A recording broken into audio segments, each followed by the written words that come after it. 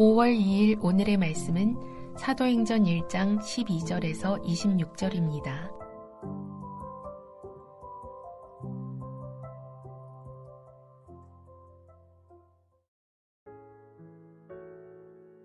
제자들이 감람원이라 하는 산으로부터 예루살렘에 돌아오니 이 산은 예루살렘에서 가까워 안식일에 가기 알맞은 길이라.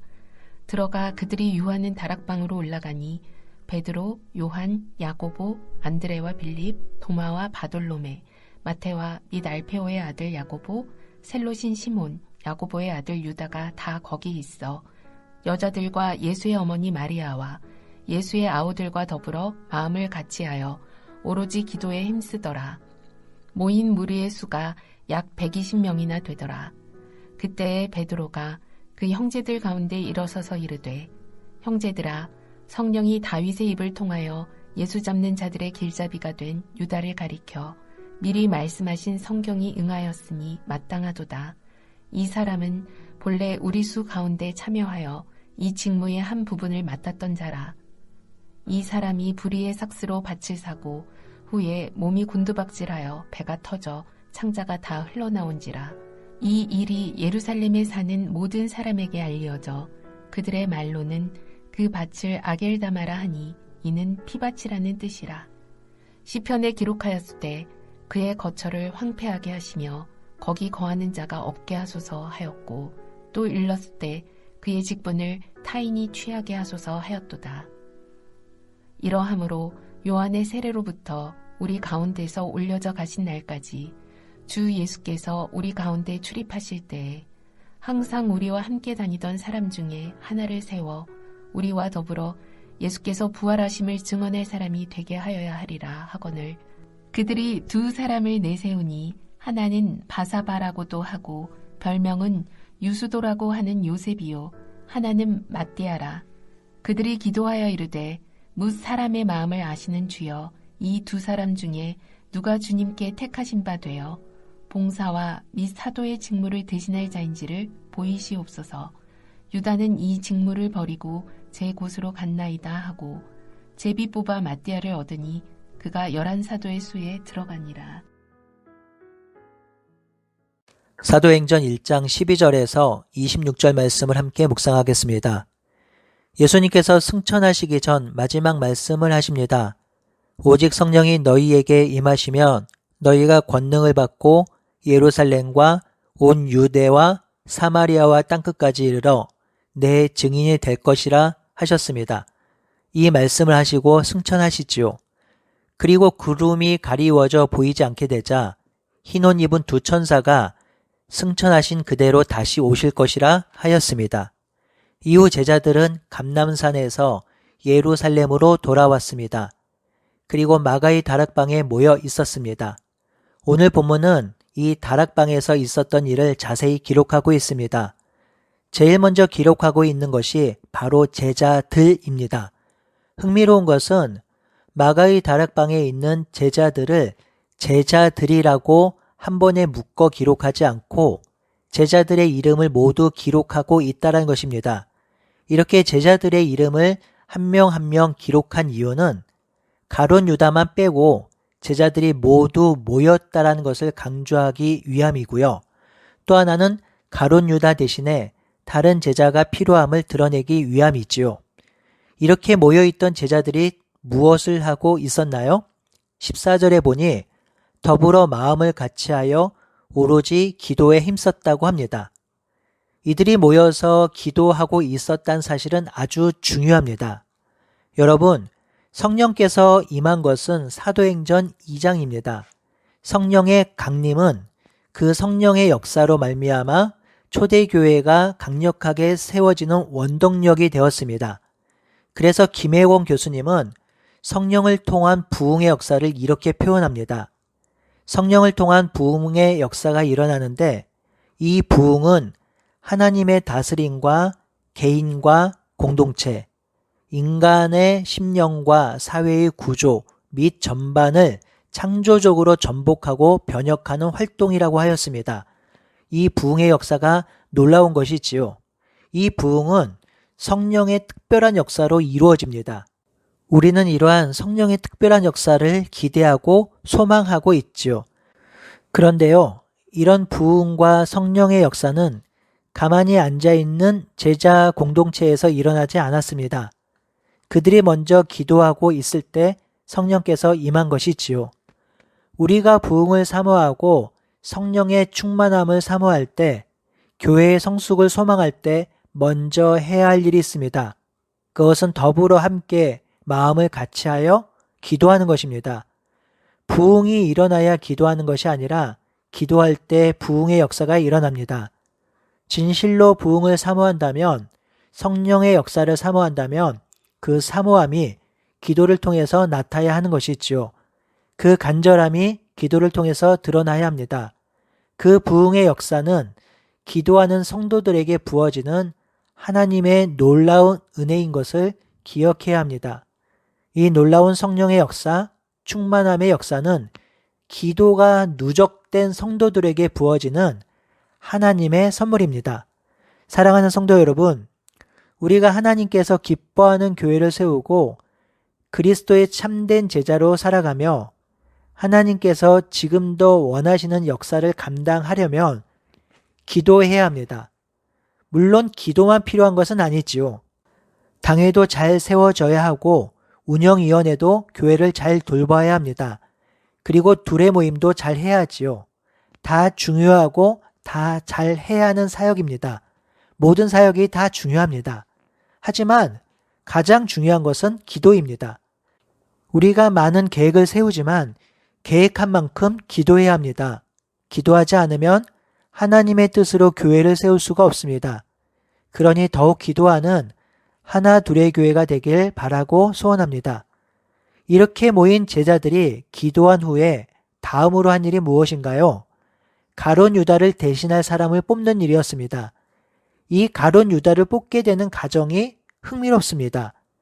베드로가 구약을 묵상하고 시편을 묵상하는 가운데 유다의 배신과 다른 사람이 그 직분을 감당하게 될 것이라는 것을 깨달았습니다.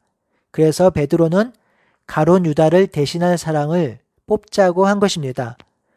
성도 여러분, 성경은 하나님의 말씀으로 하나님의 계획과 뜻이 기록되어 있고 그 계획과 뜻을 어떻게 이루어야 할지 지침도 제공하고 있습니다.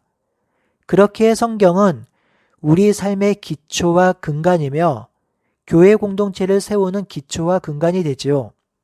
우리가 하나님이 기뻐하는 교회, 예수 그리스도께서 다스리는 교회를 세운다는 것은 바로 성경이 말하고 있는 말을 깨닫고 순종하며 실천할 때 가능한 것입니다. 그러니 날마다 성경을 읽고 묵상하고 연구함으로 성경을 통해서 하나님의 뜻을 깨닫고 그 뜻대로 교회를 세우고 우리의 삶을 세워가길 바라고 소원합니다. 이제 가룟 유다를 대신할 사람을 선출하는 과정을 살펴보겠습니다.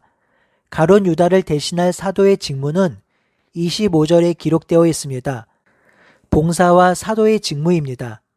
이 직무를 감당할 수 있는 사람의 조건이 21절, 22절에 기록되어 있죠. 예수께서 우리 가운데 출입하실 때에 항상 제자들과 함께 다니던 사람, 그리고 예수께서 부활하심을 증언할 사람입니다. 함께 다니던 사람 중에 예수 그리스도의 부활을 증거할 사람 중 봉사와 사도의 직무를 감당할 사람을 뽑는 것입니다. 성경은 가룟 유다를 대신할 사람을 뽑아야 한다고 알려주었습니다. 하지만 어떤 사람을 뽑아야 하는지 그것까지 알려주진 않았지요. 하지만 베드로는 어떤 사람을 뽑아야 하는지 알았습니다. 왜냐하면 베드로는 자신들의 정체성, 제자 공동체의 정체성, 120명 형제들의 정체성이 무엇인지 알고 있었기 때문입니다. 그래서 제자들과 함께 했던 사람, 예수님의 부활하심을 증언할 사람이 뽑혀야 된다고 생각했습니다. 이것은 우리에게 아주 중요한 영적 통찰력을 제공합니다. 베드로가 가룟 유다를 대신할 제자를 뽑으려고 했던 이유는 제자 공동체를 키우기 위함이 아닙니다. 수를 늘리기 위함도 아닙니다. 사람을 뽑아서 재정을 늘릴 계획을 세운 것도 아닙니다. 권세자를 세워서 공동체에 유익을 주기 위함도 아닙니다. 제자를 뽑은 이유는 말씀에 순종하기 위함이며 예수님의 제자 공동체를 세울 예수님을 증언할 사람이 필요했기 때문입니다. 성도 여러분, 우리가 교회의 사명을 감당하며 공동체를 세울 때 뽑아야 할 사람, 교회를 세울 사역자, 직분자, 이들은 예수님의 부활하심을 증거할 증인이 되어야 합니다. 재력과 능력과 학력과 외모가 뛰어난 사람을 뽑는 것이 아닙니다.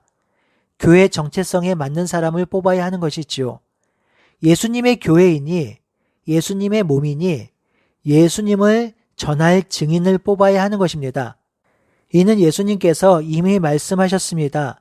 사도행전 1장 8절에 보면 내 증인이 되어야 한다고 하셨지요. 그러니 예수님의 증인으로 살고 증인이 될 사람을 뽑아야 합니다. 법정에서 증인이 되려면 직접 보고 들은 사람이어야 하죠. 전에 들은 것이 아니라 직접 보고 들은 사람이 증인입니다. 교회의 사명자, 사역자, 직분자는 예수 그리스도의 오심과 생애와 죽으심과 부활을 직접 보고 들은 사람이어야 합니다. 그렇다면 직접 보고 들은 사람은 어떤 사람인가요? 오늘날 우리는 예수님을 직접 보고 들은 사람은 아닙니다. 하지만 증인된 삶을 살아갈 수 있지요. 직접 보고 들었다는 것은요, 부활하신 예수님을 인격적으로 만났다라는 것을 의미합니다. 예수님을 만나고 예수님 안에 거하고 예수님과 함께 살며 그 예수님을 기다리는 사람이 바로 예수님을 보고 들은 사람입니다. 이렇게 사는 삶이 구원받은 삶이며 구원을 누리는 삶이지요. 바로 이런 사람이 주의 교회를 세우는 사람이요, 부흥을 소망하는 사람이며 사명을 감당하는 사람입니다. 우리가 하나님의 교회를 세우며 기쁨으로 주의 사명을 감당하려면 예수님을 직접 보고 듣고 그 예수님과 함께 살아가야 합니다. 그 예수님을 주인으로 모시고 예수님의 다시 오심을 기다려야 합니다. 그래야 우리가 교회를 세우고 공동체를 세우고 주의 백성을 섬길 수 있는 것이지요. 그러니 저와 여러분들은 보고 들은 증인이 되어 이 증인된 삶을 살아가길 소원합니다. 사랑하는 성도 여러분, 오늘 본문을 통해서 두 가지를 다짐하고 기도하기를 바랍니다. 하나는 더불어 함께 기도하는 성도와 교회가 되기를 기도합시다. 자신의 삶의 현장에서 또한 일상에서 더욱 기도에 힘쓰는 우리가 됩시다. 실제로 예수님을 만나고 예수님 안에서 예수님과 함께 살아가는 삶을 우리가 살아가길 소원합니다. 그 삶이 너무 기뻐서 예수님을 증거하는 우리가 되길 바라고 소원합니다. 함께 기도하겠습니다. 하나님, 오늘 말씀을 통해서 기도가 얼마나 중요한 것인지 다시 한번 깨닫습니다. 우리의 삶이 예수님의 증인의 삶인 걸 다시 한번 깨닫습니다. 우리가 기도함으로 이 증인된 삶을 아름답게 살아가는 우리가 될 수 있도록 인도하여 주시옵소서. 예수님의 이름으로 기도드립니다. 아멘.